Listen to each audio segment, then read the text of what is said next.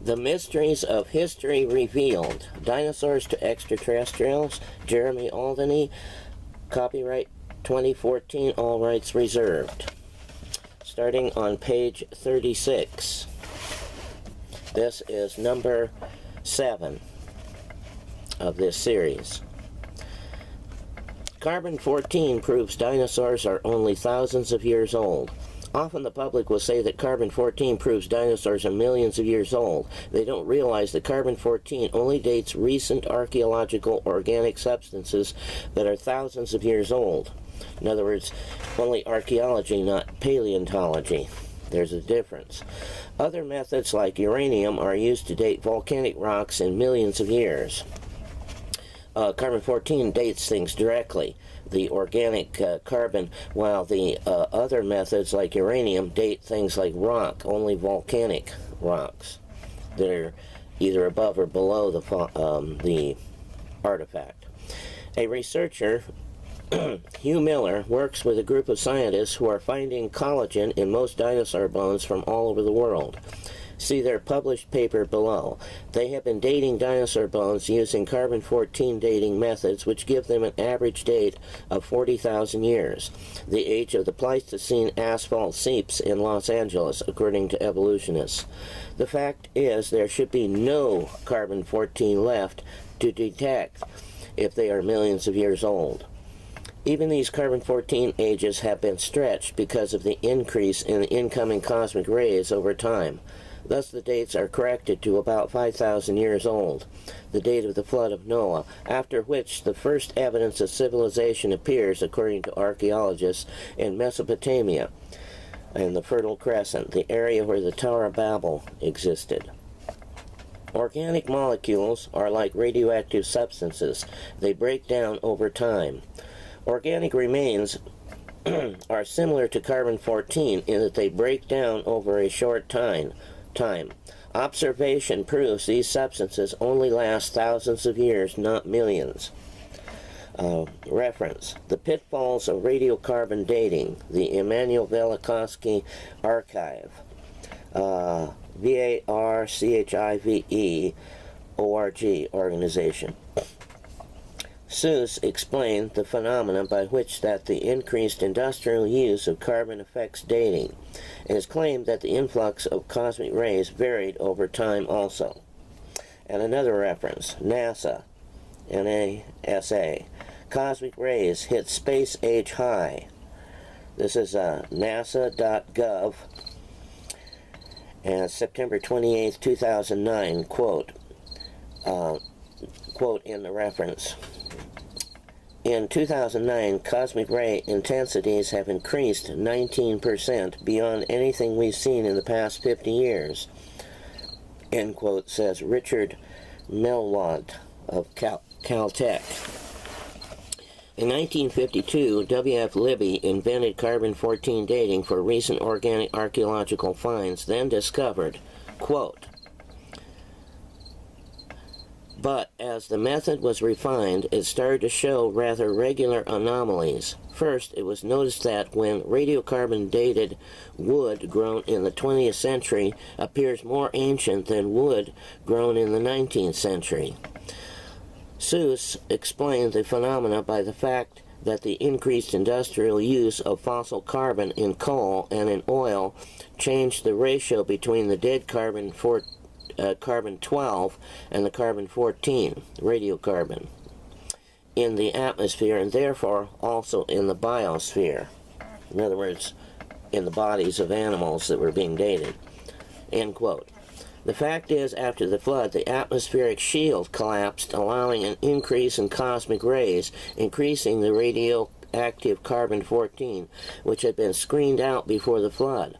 Also, there appears to have been a burst of radiation during the post-flood Pleistocene Dryas period. Paleontologists have been puzzled by the survival of collagen and soft tissue in many dinosaur bones because, like radioactive decay, collagen and soft flesh cannot survive for millions of years. It breaks down at a known rate. A group of researchers have found the answer. The bones are not 65 million years old or older. Carbon-14 dating of multiple samples of bone from 8 dinosaurs from Texas, Alaska, Colorado, and Montana revealed that they are only 22 to 39,000 years old. Carbon dating. Since dinosaurs are thought to be over 65 million years old, the news is stunning. The atheistic evolutionists cannot accept this fact, but cannot disprove it either. After this information was presented at the AOGS-AGU conference in Singapore, the abstract was removed from the conference website by 2 chairmen because they could not accept the findings. Unwilling to challenge the data, they erased the report from public view without a word to the authors or even to the AOGS officers until an investigation was started. The abstract won't be restored till the investigation is completed, which means never. Correcting carbon-14 dates. Creation scientists date dinosaurs to the time of the flood, about 5,000 years ago, using carbon-14. How can dinosaurs only be 5,000 years old if this accurate method dates them at least 23,000? Dinosaur bones are dated by carbon-14 at an average of between 23 and 40,000 years old. For carbon-14 to be accurate, it must have reached a constant equilibrium, so the atmosphere containing the same amount of radioactive carbon as today.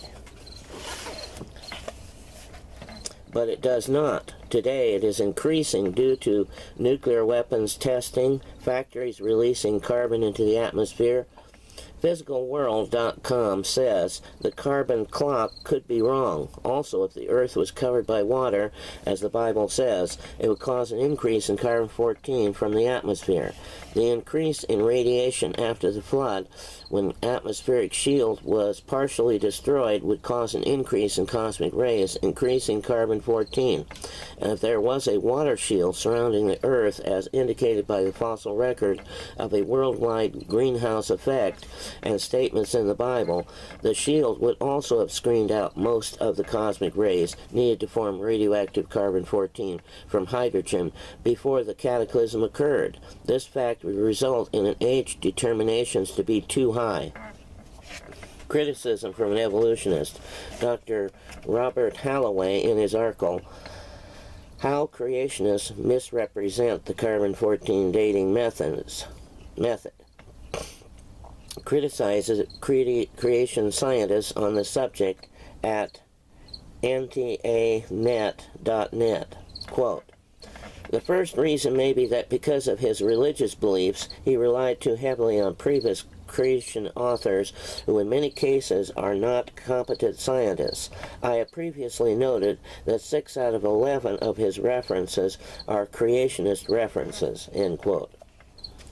Notice the bias. He contradicts what evolutionists at physicalworld.com tell us, which I read above, and assumes that references to creationists are not competent, and assumes all evolutionist references are. This is because he is doing what he accuses creation scientists of doing, and thereby condemning himself. Holloway goes on to explain that carbon-14 is not constant, and the evolutionists have methods that correct these errors. But he does not mention that all the variables that could affect the results are not known. And he does not mention that carbon-14 can date all kinds of fossils which should not contain carbon-14 at all because they're supposedly too old, and does not take into consideration that a worldwide flood and collapsed atmospheric shield would also affect the carbon date, and they are not taken into consideration in evolutionary conclusions. Holloway is right if creationists extensively use creation references, because using evolution references is more reliable, because they are hostile witnesses. This is why most of my references are from secular sources. They do not draw conclusions based on their bias, but on the facts. They are reliable because they contradict their bias. When they make statements of fact which support creation conclusions, without their knowledge of it, they are simply stating the truth which contradicts their beliefs, therefore they are based on the truth. Quotes from these scientists are unbiased. However, when a creation scientist or researcher uses secular quotes, these same evolutionists like Holloway say they took the quote out of context. They mean evolutionary context. They hate this because it is hard to argue against yourself.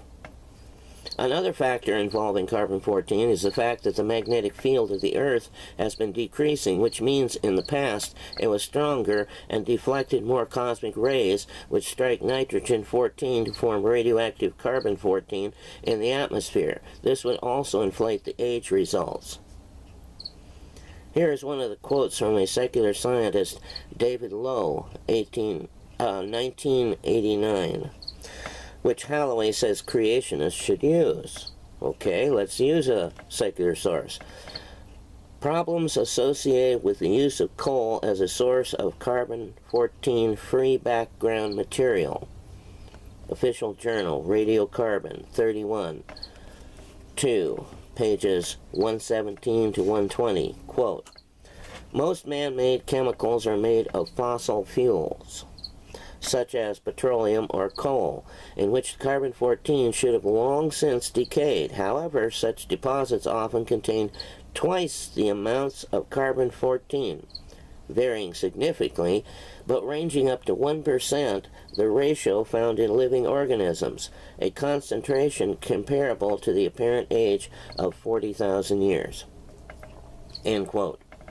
Holloway corrects these assumed errors without admitting that there should be any carbon-14 in the specimen to correct for. There should be no background radiation in the buried material. Background radiation is false. It is simply an ad hoc explanation for radiation that should not exist. This is the same results creation scientists are getting from dinosaur bones and other fossils, and confirms they are right. Any trace of carbon-14 should not exist unless the specimen is only thousands of years old.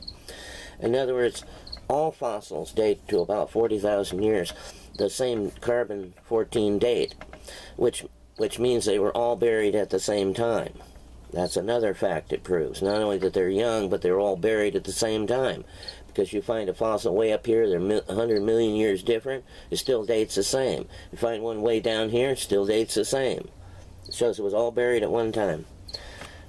Proof dinosaurs are thousands of years old. The researchers presented their findings in the 2012 Western Pacific Geophysics meeting in Singapore, August 13th to 17th, 2012, a conference of the American Geophysical Union, AGU, and the Asia Oceania Geosciences Society, AOGS. Carbon dating dinosaur bones.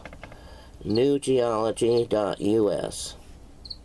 Dinosaur bones have been dated by radiocarbon.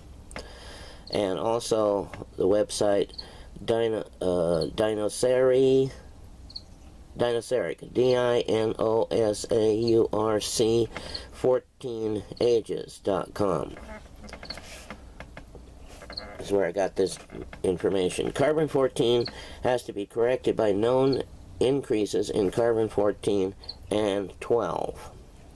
However, it is the most reliable radioactive dating method known, better than potassium argon and uranium to lead, etc. However, the evolutionists do not take the flood into consideration, or the existence of a canopy atmospheric shield, which would make the fossils appear older than they are. Its accuracy as a technique has been verified by using carbon-14 to date some historical artifacts accurately whose age is known. Other methods like potassium argon, rubidium strontium, uranium thorium, etc. have been used to date samples from Mount St. Helens, known to be from May 18th, 1980 eruption, and they come back dated as millions of years old. The big difference between carbon-14 dating and other radioactive dating methods dates organic matter, while all other methods only date volcanic rock that is found with, or more likely, lava above or below the fossil being dated. The fact they use these methods, which require volcanic rocks to date the rocks, proves volcanic upheaval is always found in relation to fossils. Carbon-14 only dates organic matter and has a half-life of 5,730 plus minus 40 years. With today's radioactive detection methods, radioactive carbon can be dated back to 50,000 years. With these new methods, all other methods date volcanic rock in millions of years. The recent dates of radioactive carbon can be checked against historical dates, but the other methods all date in millions of years and cannot be checked. And when the older methods are used on radioactive volcanic rock from recent eruptions, the method always dates the sample as millions of years old, proving they're totally useless for dating and only used to give credibility to preconceived evolutionary dates. Secular research agrees with creation science results.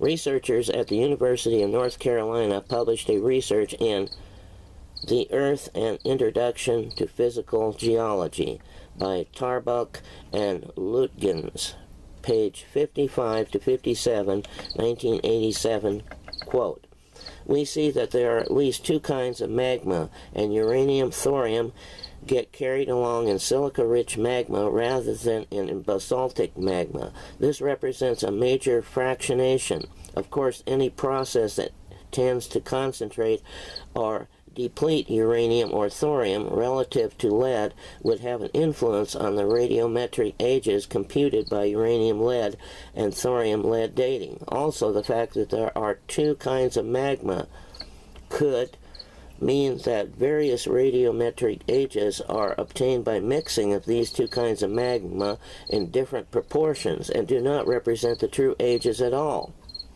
Continuing the quote, "There are quite a number of mechanisms in operation in a magma chamber.